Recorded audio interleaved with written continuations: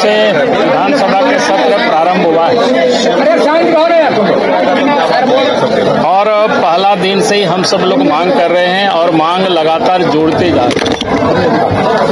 पहला दिन ही हम सब ने मांग की थी कि भाई सूर्या हांसदा की जिस प्रकार से बेरहमी से उनकी हत्या कर दी गई और सरकार उसको इनकाउंटर बता रही है और इसीलिए भारतीय जनता पार्टी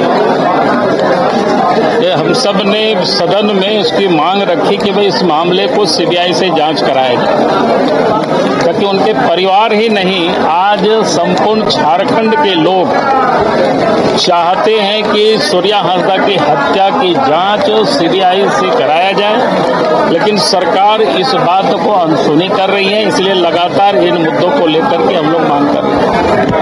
दूसरा जो मांग है वो भी आदिवासियों से जुड़ा हुआ है। नगरी में आदिवासियों की खतियानी पहनाई जो जमीन है, उस जमीन पर सरकार की कुदृष्टि आज से नहीं पहले भी 1956-57 बिहार सरकार थी, कृषि विश्वविद्यालय के लिए जमीन एक्वायर करने की प्रयास किए थे। उस वक्त वहां के लोगों ने संघर्ष किया, आंदोलन किया और बिहार के तत्कालीन मुख्यमंत्री को जमीन पर आना पड़ा था और जमीन देख करके उन्होंने किसानों को कह दिया कि आप जो तो हम इसको एक्वायर नहीं करेंगे। फिर 2012 में उस समय भी IIM और IIIT के लिए उस जमीन पर सरकार की कुदृष्टि पड़ी। उस समय भी लोगों ने आंदोलन किया, लोगों के ऊपर केस मुकदमे हुए, लेकिन किसान अपनी जमीन को नहीं छोड़ा। सरकार उस वक्त पीछे है। बल्कि आप सब लोगों ने भी देखा होगा वीडियो क्लिप में, उस वक्त झारखंड के दिसोम गुरु शिबू सोरेन जी उस जमीन पर गए थे और उन्होंने भाषण में किसानों से कहा था, उस समय भी वो सरकार में थे और उन्होंने कहा था किसानों को अपनी खेतों पर हल चलानी चाहिए और फिर तब कहीं जमीन किसानों की बची। और आज फिर से रिम्स 2 के नाम पर उस जमीन पर सरकार की ये कुदृष्टि और जमीन को छीनने की सरकार प्रयास कर रही है। और उसको लेकर के पिछले दिनों 24 तारीख को आप सबने देखा होगा कि वहां के किसान उस खेत पर प्रवेश किया। सरकार ने लाठी डंडे आंसू गैस चलाए। इसके बाद भी वहां जाकर के लोगों ने जोता और स्थिति ये पैदा हुई। आज जो जानकारी मिली 85 लोगों के ऊपर केस किया। तो इसलिए एक तो हम सरकार से हम लोग बार बार मांग कर रहे हैं, हेमंत सोरेन जी से भी कहेंगे, सदन में भी हम लोगों ने कहा है कि भाई सारे लोग मंत्री जा करके देखे वास्तव में वो जमीन खेती की जमीन है कि पड़ती ऐसे ही पड़ा हुआ है। तो उनको भी शायद समझ में आएगा, जैसे तत्कालीन मुख्यमंत्री बिहार से आकर के उस जमीन को देखे थे और किसानों को छोड़ दिए थे, आदिवासियों को छोड़ दिए थे कि हम इस जमीन को एक्वायर नहीं करेंगे। आज भी हम सरकार से मांग करते हैं कि वो जमीन किसानों को वापस करे, उस पर अपने जिद को छोड़े और जिन 85 नेताओं के ऊपर केस किया है उसको सरकार वापस करे। फिर आपने देखा कि जिस प्रकार से विधानसभा से ये जो विश्वविद्यालय जो बिल इन्होंने पारित किया, उनके पास बहुमत है। कहने को वो तरह तरह की कहते हैं, गुजरात तक की उन्होंने बात की, लेकिन गुजरात और झारखंड की स्थिति क्या है? अपने आप को ये तुलना करते हैं गुजरात से, लेकिन यहाँ स्थिति क्या है? जहाँ सरकार के पास जो अधिकार है, जहाँ विद्यालयों में शिक्षक नहीं है, आए दिन अखबारों में भी छपता है। मुख्यमंत्री ने अपने नाम से मुख्यमंत्री एक्सेलेंसी ऐसा कुछ विद्यालय बना, वहां भी आप देख लीजिए शिक्षक नहीं है, पढ़ाई नहीं होता है। इस बार तो ऐसे विद्यालयों का रिजल्ट भी कैसे आया किसी से छुपा हुआ नहीं है। जहां सरकार के पास जो शिक्षण संस्थान है उसकी ये हालत है, तो फिर ये जो गवर्नर की अधिकार को कटेल अपने पास ले आना, ये क्या दर्शाता है? यानी जिस प्रकार से यहाँ भिन्न भिन्न प्रकार की वैकेंसियों में जो लूट होती है, नौकरी बेची जाती है, तो हमें लगता है कि सरकार, इसलिए हम सब लोग ये मांग करते हैं भाई इनको वापस लेनी चाहिए और सरकार को इस पर पुनर्विचार करनी चाहिए। सर राज्यपाल, और उसके बाद मैं आगे कहूंगा कि एक तो जिसके झारखंड के निर्माता अटल बिहारी वाजपेयी जी, उनके नाम से अटल क्लिनिक मोहल्ला क्लिनिक चलता था।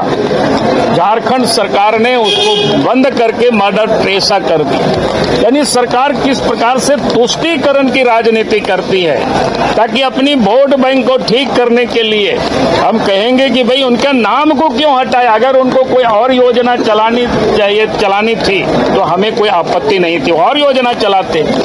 उसी प्रकार से डॉक्टर श्यामा प्रसाद मुखर्जी नाम से जो विश्वविद्यालय था उसको भी वीर बुद्धू भगत के नाम से करना भाई क्या दर्शाता है। डॉक्टर श्यामा प्रसाद मुखर्जी इस देश के एकता और अखंडता के लिए, जहां देश के अंदर में 2 निशान, 2 विधान और 2 प्रधान चलता था, उसके विरोध में उन्होंने जम्मू कश्मीर को कूच किया था 1953 में, और वहीं शहीद हुए। आज उनके नाम पर अगर एक विश्वविद्यालय है तो उसको नाम हटाने की क्या जरूरत थी।